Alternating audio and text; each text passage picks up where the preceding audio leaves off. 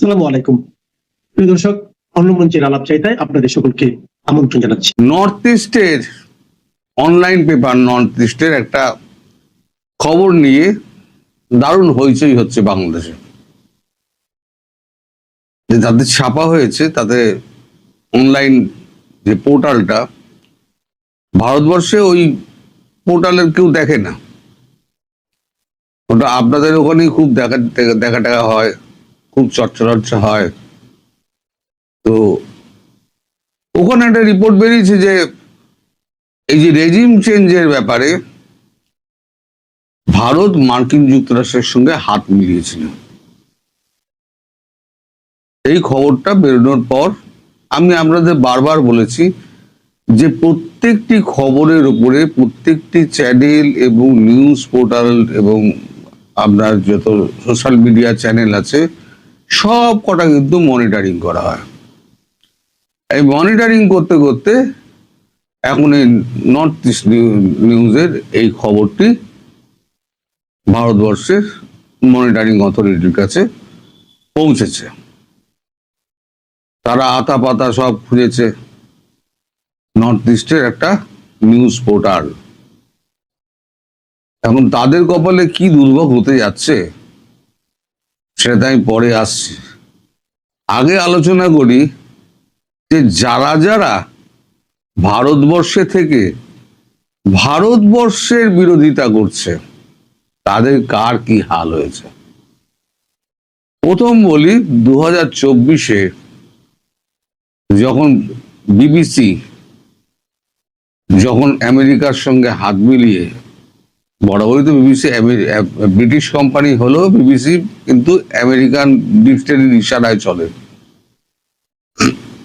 তো ডিপ স্টেটের একটা অংশ কিন্তু ব্রিটেনও আছে। যখনই মোদির বিরুদ্ধে একটা তথ্যচিত্র তারা উপস্থিত করলো গুজরাটের দাঙ্গা নিয়ে, মোদিকে একদম কসাই বানিয়ে দিল। ওই যে মামলাটা কিন্তু সুপ্রিম কোর্ট থেকে নরেন্দ্র মোদী ক্লিন চিট নিয়ে বেরিয়ে এসেছিলেন। সিবিআই 16 ঘন্টা টানা জেরার পর সিবিআই যে তথ্য সুপ্রিম কোর্টকে দেয়, সুপ্রিম কোর্ট তার ভিত্তিতে একদম তাকে নির্দোষ প্রমাণিত করে ঘোষণা করে একটা রায় দেয়। তারপর সুযোগ মতো বিবিসির দপ্তরে আয়কর হানা, তারপরে নানান রকম ঝামেলা ঝঞ্ঝাট যত আছে, বিবিসি কিছুদিনের জন্য দরজাই বন্ধ করে দিল। দিল্লির দরজা বিবিসি বন্ধ করে দিল। তারপর আবার অনেক অনুরোধ উপরোধ করার পর তারপরে আবার দরজা খোলা হলো। আমাদের দেশীয় চ্যানেলগুলো যেগুলো আছে, ধরুন এই রবিশ কুমার, আমি বিভিন্ন সাংবাদিকের নাম বলছি, নাম করে করে বলছি, রবিশ কুমার, বরখা দত্ত, চৌধুরী, আপনার ওর নামটা ভুলে গেলাম, প্রথম নামটা সুধীর চৌধুরী, এরকম আরো অনেকে, তাদের লাইফ বরবাদ হয়ে গিয়েছে। বরবাদ মানে একদম বরবাদ হয়ে গিয়েছে। সুধীর চৌধুরী এক সময়তে জি নিউজে 9টার সময় একটা প্রোগ্রাম করতেন, প্রচুর দর্শক হতো। তেমনি রবিশ কুমার, তার ওই একই অবস্থা, বরখা দত্তেরও একই অবস্থা। তার থেকেও বড় ঘটনা, এনডিটিভি যিনি তৈরি করেছেন, প্রথম যিনি বানিয়েছিলেন এনডিটিভি, তার নাম হচ্ছে প্রণয় রায়। আপনারা সবাই শুনেছেন। প্রণয় রায় ছিলেন কংগ্রেসের লোক। কংগ্রেসের হয়ে প্রচার করতে গিয়ে প্রণয় রায়ের কি হলো, একদম প্রণয় রায়ের কোম্পানি, প্রণয় রায়ের হাতছাড়া হয়ে গেল। যিনি সিইও এবং মালিক ছিলেন ওই কোম্পানির, তিনি হয়ে গেলেন কোম্পানির বাইরে, এবং মুকেশ আম্বানি বা ওই আপনার যেই হোক না কেন একটা বড় গোষ্ঠী ওটা কিনে নিল। এখন তাকে রাস্তা রাস্তায় ঘুরে আমরা যেটা করি ভোটের তার নিতে হচ্ছে, জনসাধারণের রায় নিতে হচ্ছে। এই অবস্থা হচ্ছে এদের। এবং নর্থ ইস্টের ক্ষেত্রে কি হতে পারে দেখুন, আমি বলেছি বারবার বলেছি যে আমাদের দেশে আইন কেউ মানে না, কিন্তু আইনের বেড়াজালে যদি আপনি একবার জড়িয়ে পড়েন আপনার কিন্তু আর মুক্তি নেই।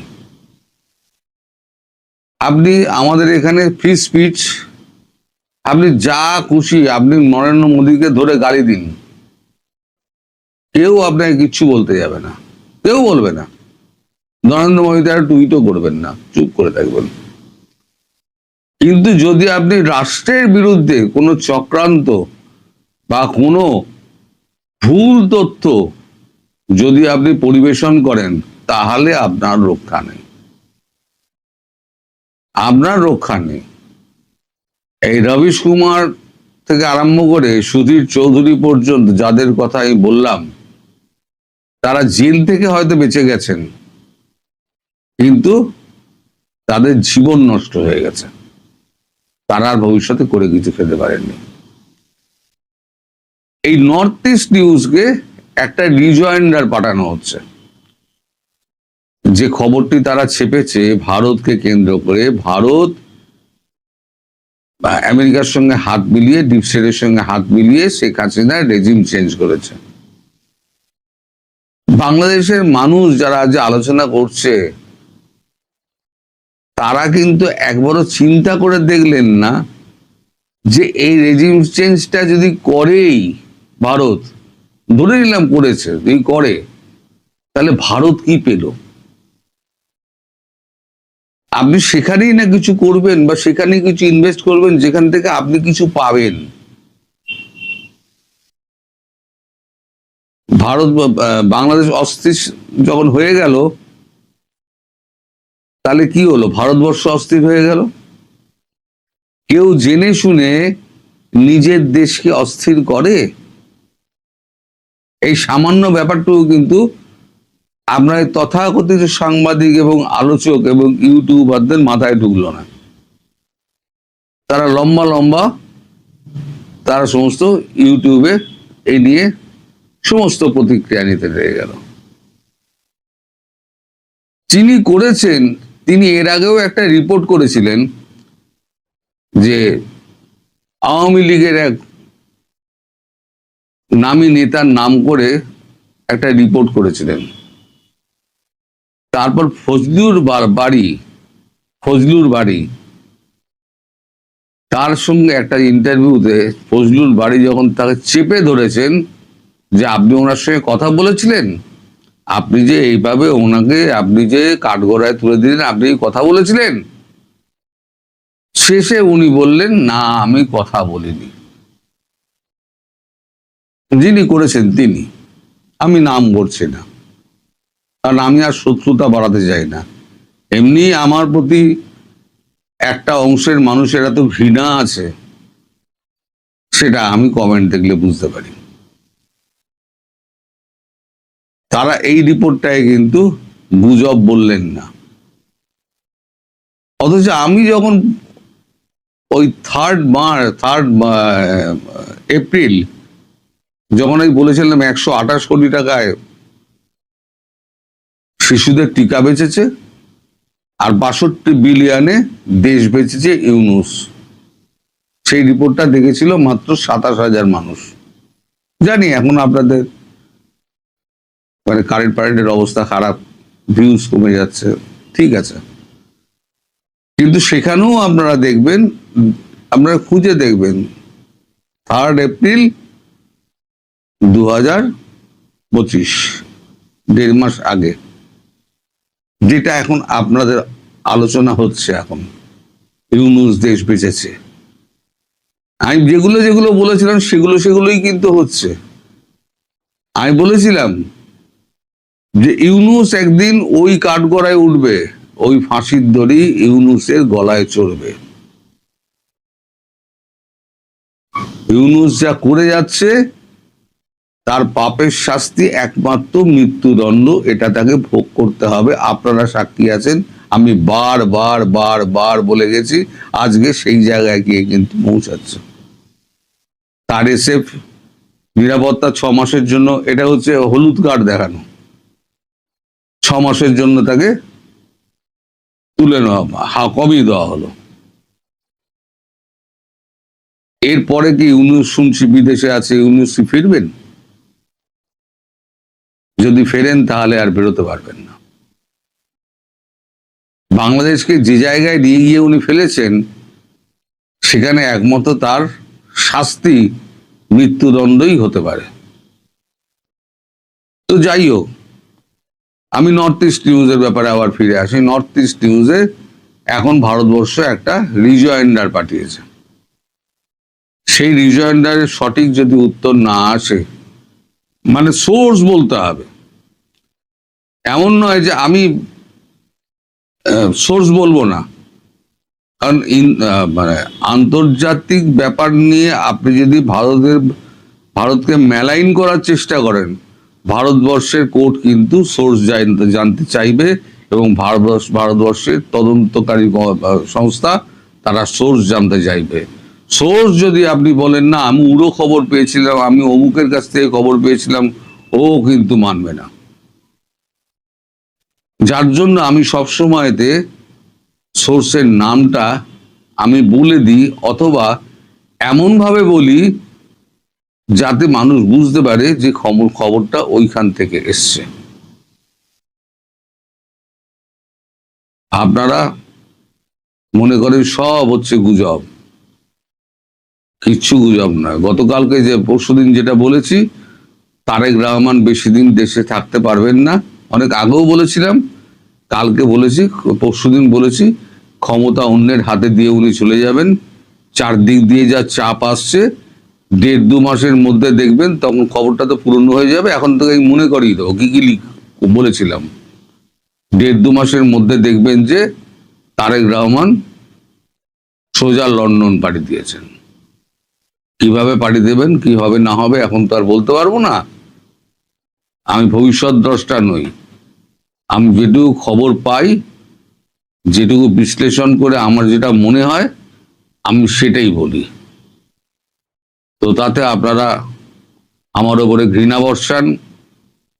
আমি জানি কাদের এত ঘৃণা, যাদের গায়ে লাগছে এই কথাগুলো, যাদের গায়ে লাগে তারাই আমাকে এই সমস্ত বাজে বাজে কথা বলেন।